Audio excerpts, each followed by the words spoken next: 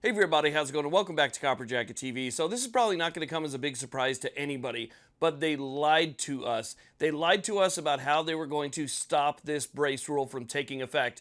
Do you guys remember that big House Judiciary Committee where we had all these prominent Republicans, saying everything that we wanted to hear and puffing up their chest and telling the ATF that they were going to defund them or they were going to take away some of their funding so that they couldn't enact something like this? I mean, everything that we wanted to hear was said. Well, where's the follow-up? Where's the follow-up to that? Where's the funding being taken away? The House has control over the money, so where is it? Well, it's nowhere. They basically just forgot about it. Well, with that being said, thankfully, we have at least one last chance to stop this before the amnesty period is over at the end of the month. And that's because of a brand new filing in the Fifth Circuit Court of Appeals by the FPC in Mock v. Garland. Well, let's talk about it because I think this one is probably our best chance yet.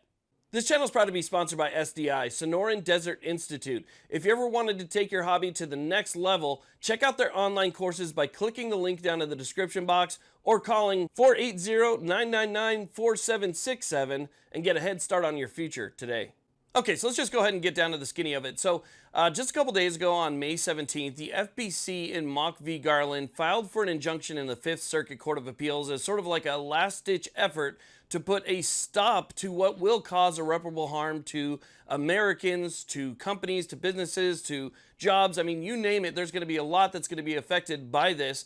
And so they filed for that injunction with the Fifth Circuit Court of Appeals. You might remember in Mock v. Garland, they already filed for an appeal with the lower court, and the lower court denied it based on the merits. They said that the FPC didn't prove that they had a likelihood of winning on the merits, okay? So they're going straight to the Fifth Circuit. Now, the Fifth Circuit has shown in the past, and actually sort of recently shown, that they're in support of the Second Amendment and not for government overreach. As a matter of fact, they're the court that ruled for the bump stock. So you guys might remember that as well. So we have the potential for a favorable outcome here. Now, the FPC in this one knows that we don't have very much time, right? The rule itself is in effect right now. They just gave a grace period to be able to register, or follow one of these, options that they give you by the 31st, and then June 1st, all of that's off the table and, the game is on.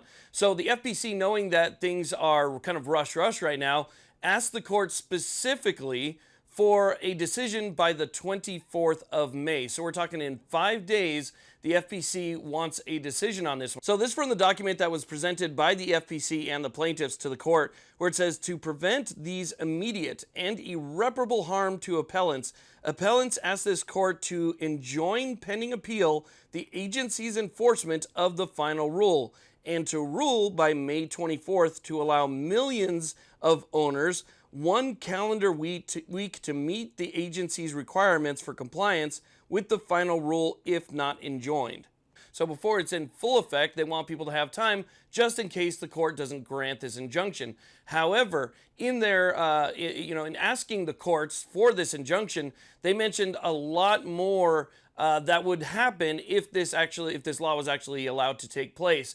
Noticing that one of the plaintiffs in this case, which is Maxim Defense, has already fired 13 employees. They've lost 13 employees. They've cut salaries for other employees. I mean, they've already had to take some pretty big losses because of this. And then the other plaintiffs, they're going to suffer harm because they own and wish to have these in the future. And if this actually takes effect on the 1st, then they're not going to be able to do that. And so they showed a little bit, in my opinion, more proof of harm, irreparable harm, to the courts in this one. And so the courts have something to look at now and determine whether or not this is actually going to hold up. So this is pretty much it, right? I mean, I hold people to a high standard. I don't care what letter you have in front of your name.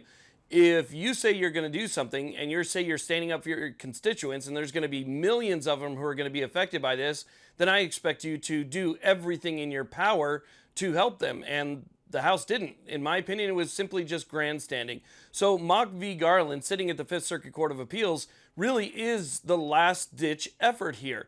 I'm glad it's at the Fifth Circuit. Again, the Fifth Circuit has ruled favorably for our rights in the recent past. So we do have that to go off of, and maybe we'll get an injunction here, which would be great because that would stop enforcement of it across the country, which would give everybody some relief. But at the same time, again, we're kind of at a crossroads here, because while the rule is in effect, the amnesty period, the so-called amnesty period, is set to end very soon. And so this is it. This is our last ditch effort to stop it before it starts.